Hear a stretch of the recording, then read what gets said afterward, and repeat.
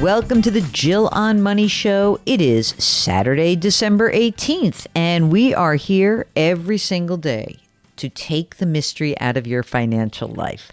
You know how we do that? It's very easy. All you need to do is think of a financial question. Think about something that's on your mind. Maybe something that's bugging you, or maybe something that's good, or maybe something that requires an extra set of eyes and ears to think about. And Mark and I would love to help you out. The way that you can get that advice is just to go to our website, jillonmoney.com. Jillonmoney.com. It's where everything lives. All of our content is there. You can sign up for our free weekly newsletter. You can listen to past shows. And of course, that contact button, it is ready. It's waiting for you to press it, ask your question. Don't forget to let us know if you would like to join us on the air, because then Mark will send you all the information you need and we'll be able to talk through whatever it is that's on your mind. Okay? Deal? Good. Perfect. Let's talk to Jennifer from Buffalo. Hi, Jill. Thanks for taking my call. I love your show, so I really appreciate the guidance here. Of course. So I have a question about rebalancing. Everyone says at the end of the year you have to rebalance, and I guess I'm not really sure how I'm supposed to do that. We have a brokerage account that we transferred over from an advisor, and we transferred everything over to Vanguard. He had us in a 60-40, I think, stock bond portfolio, but he has us in 19 different funds. What? Yeah. Oh my God, that's exhausting just hearing that. It is. So I went through all of the funds that he has us in, and I went on Morningstar, and I tried to figure out what each of them was. And it's a combination of large cap, small cap, corporate bonds, municipal bonds, financial security bonds. So there's a lot of variety, but I'd really like to simplify. Yeah. But I'm not exactly sure how I do that. Okay, let's start with this. Jennifer, how old are you? 45. Okay, married, single? Married. Okay, how old is spouse? 45. Okay, kids? We have 2 kids. How old? 11 and 8. Okay, great. With the money that you transferred over, it sounds like there's a non-retirement account, but there are also retirement accounts. So give me the types of accounts that are transferred over right now. Well, what we transferred over was just a straight-up taxable brokerage account. We do have retirement accounts. My husband and I both do. Okay. And wait a second. So are there 19 different funds in one taxable joint account? Yes. Okay, got it. That makes it easier. Good. Okay, and you also have retirement accounts. You're both working? Yes. Okay. How much money in your retirement? My retirement account has about $750,000. Great. His retirement? He has about $1 million. Great. The money that's in these brokerage accounts, earmarked for anything? Is this just like supplemental retirement? Is this your money that you think you're going to pay for college? What do you think? Yeah, it's like a combination of all of that. Okay. You don't necessarily have a specific goal for it, but we just want to have it. Okay. How much money total in this taxable account? There's only about $30,000. Say that again, 30? 30, yeah. Wait a minute. You have 19 funds with $30,000? Yeah. Okay. This is why people hate brokers. This exact example, that's maddening. Okay. First things first, it's a taxable account.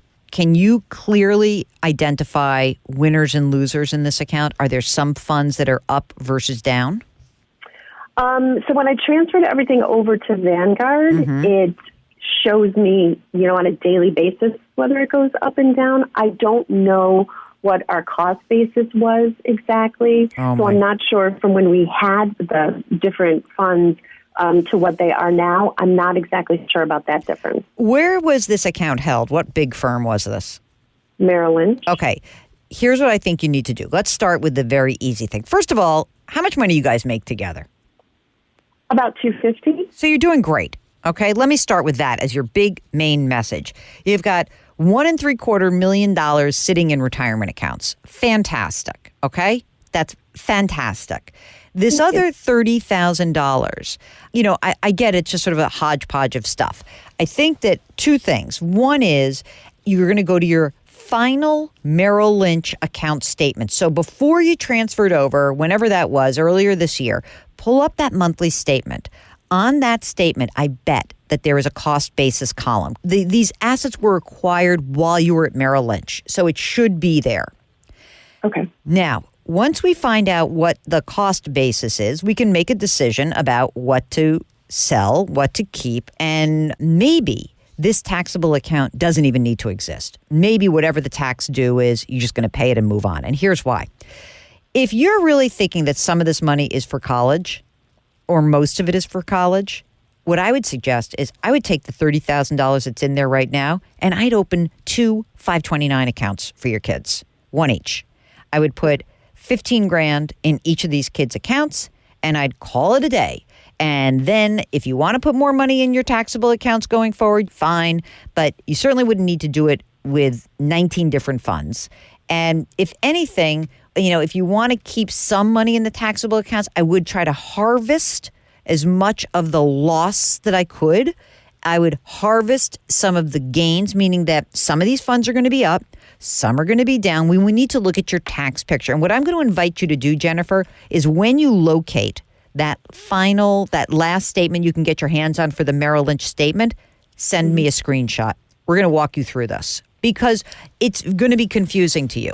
Would you consider getting out of this account and using 529 accounts? And the reason I ask that is twofold. One is you live in New York State. New York has a very good 529 plan. When you contribute money to the New York 529 plan, you get a New York State deduction. That's really great. And then if the money is invested over time, you pull the money out when the kids go to college, there's no tax due. In fact, this knucklehead who sold you 19 different funds should have told you to do this a long time ago. We do have 529s for the kids. We're not, we've been focusing more on putting the money into the brokerage just in case the kids don't go to college. Who says your kids are really, happens, right? Come on, your kids are going to college. How much money is in each of the accounts? Just about 2,000. Okay.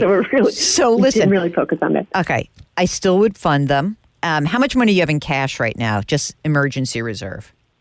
About 51,000. All right. So that's good. I have this sneaking suspicion that we can take a bunch of the money out of these funds that are probably all larded up high fee funds. If I know anything about Merrill Lynch, we could figure out how to deploy them more efficiently. And if you want to keep a taxable account, that's fine.